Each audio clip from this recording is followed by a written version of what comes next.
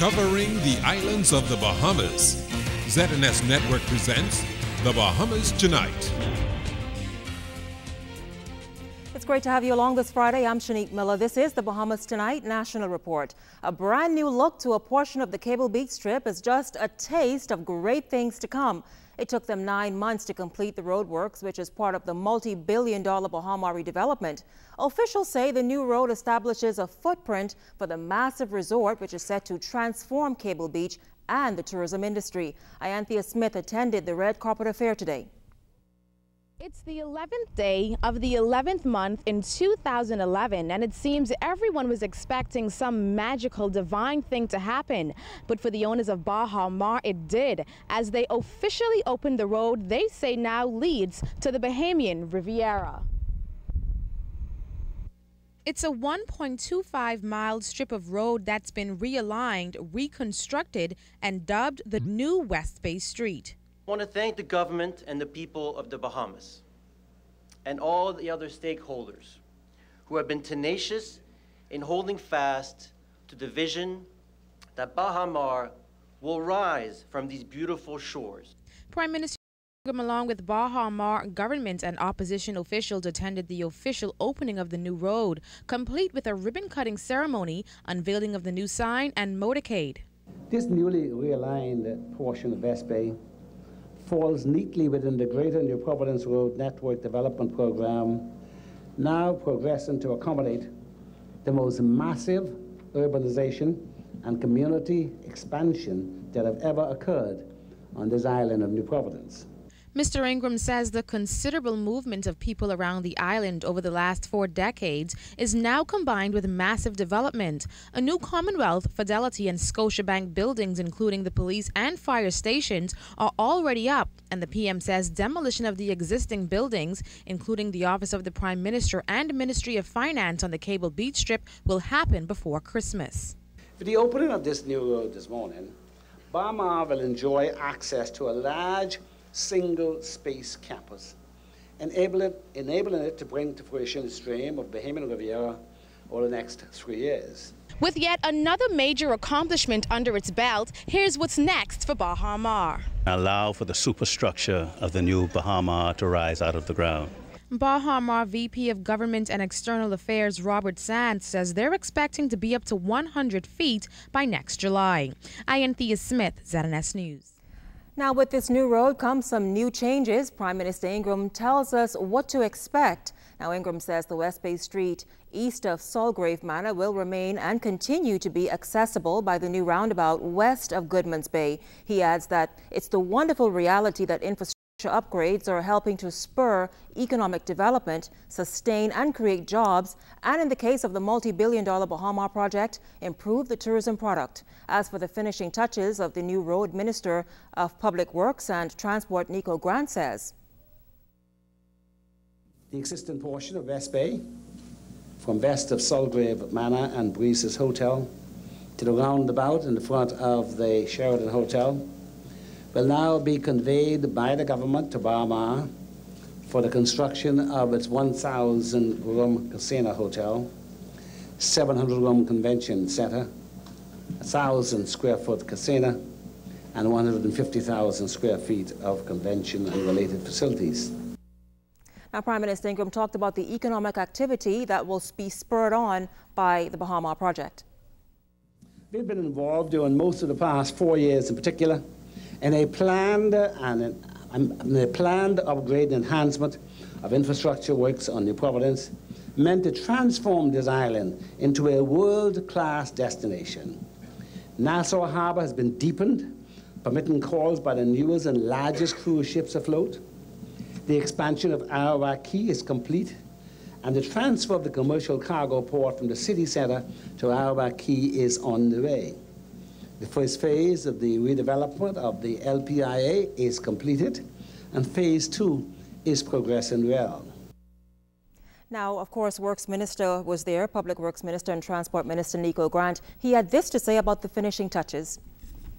Now, just after that ceremony, Prime Minister Ingram traveled to South Eleuthera for the commissioning of a reverse osmosis plant.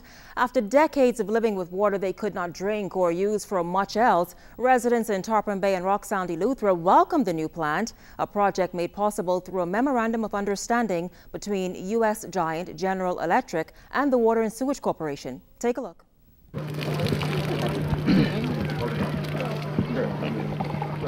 As easy as the twist of a knob, fresh, tasty drinking water is now flowing in homes in Tarpon Bay and Rock Sound, Eleuthera. Residents like Sean Ingram say having access to quality water is something they've dreamed of for decades. Well, as Sam Cook said, it's been a long time coming, and we're just happy to have it. We've written a few letters on behalf of the community and residents here, and we're just glad to see that it finally came. What it means is, obviously, for a lot of people that can't afford bottled water on a regular basis, they can go to a regular tap in the community and get fresh water. Bringing this kind of relief to residents in South Eleuthera was something Prime Minister Ingram committed himself to since his first term in office way back in 1992. And while other communities benefited back then, today was Tarpon Bay and Rock Sound's turn. Residents couldn't hide their joy during a ceremony to commission the reverse osmosis plant in Tarpon Bay. I've come to Eleuthera this afternoon to share in the joy of residents of Tarpon Bay and Rock Sound in finally having access to piped, clean and drinkable water. I recall vividly, most vividly, how stunned I was during a visit to Tarpon Bay while I was not Prime Minister between 2002 and 2007. I spent the night at a place called Ethel's Cottages and looked forward to a refreshing shower the following morning. I found it difficult to discern a difference between the water in that shower and when I used to jump overboard as a boy in Cooperstown into the sea. As the government improves public infrastructure and the quality of public utilities nationwide, Prime Minister Ingram is determined not to leave any small island communities behind. This is not only a matter of convenience, it is very importantly about ensuring the health of our nation and our people. Access to safe potable water is fundamental to healthy living. Since 1994, Prime Minister Ingram has been busy ensuring that Bahamians and islands around the country have access to quality water. It has already happened on several family islands, and in Eleuthera, Harbour Island, Governor's Harbour, Savannah Sound, Waterford, Greencastle and Deep Creek all now have potable water. We have ensured that every community has the infrastructure to accommodate the water supply. We still have work to do in other parts of the Bahamas. And while Ingram warned residents that their water bills will eventually increase, Sean wasn't bothered, as he'd become used to shelling out up to $500 a year to replace fixtures corroded by the salty, hard water running through his pipes. The salt water was so hard on your fixtures, appliances and everything else. With the existence now of fresh water, I think all of us would save a little bit more. We don't have to replace faucets every 6 months.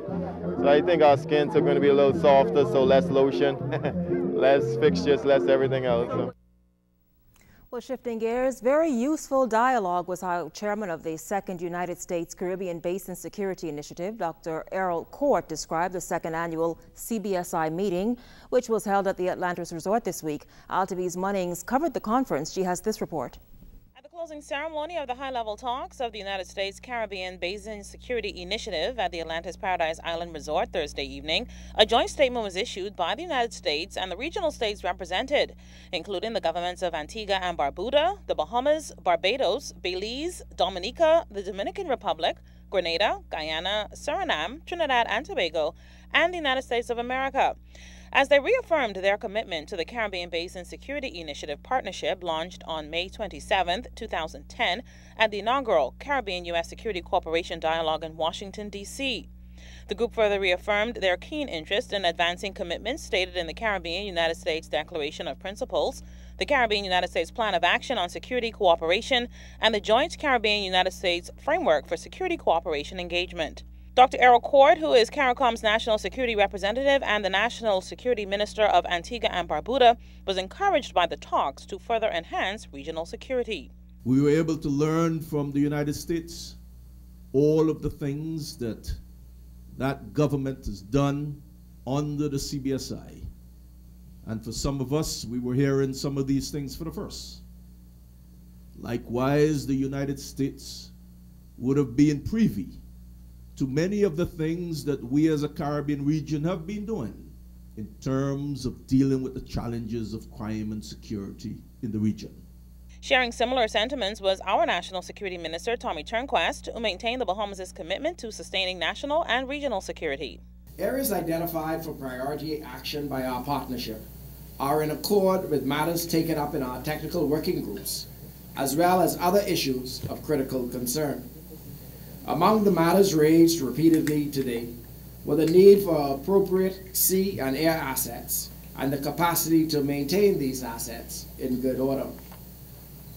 Guns and gun violence constitute a serious problem in our region. Todd Robinson, the Deputy Assistant Secretary in the Bureau of International Narcotics and Law Enforcement Affairs at the U.S. State Department, explained how regional security dialogue bolsters all levels of security in the United States.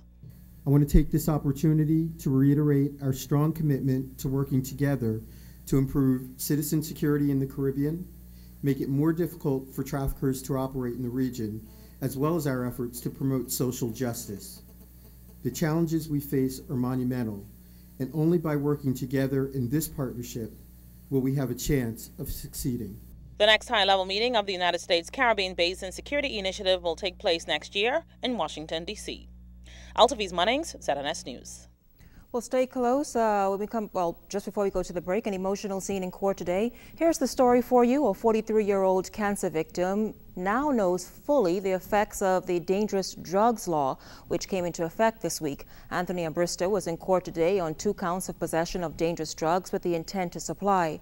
According to evidence, police found 51 grams of cocaine at Ambrister's Windsor Place residence. The victim pleaded not guilty, or rather guilty to the charges, prompting the prosecutor to withdraw the same charges against his 12-year-old daughter, his wife, and 2 other relatives who were also in court. Ambrister's attorney begged for leniency, stating that the father of 4 is suffering from cancer and intended to sell the drugs to raise money for an operation. Presiding Magistrate Carlita Bethel noted that although his situation is bad, she says that he broke the law and she's bound to uphold it. However, she sentenced him to the minimum time under the new law, 4 years in prison. Following the sentence, Ambrister turned to his family and begged their forgiveness.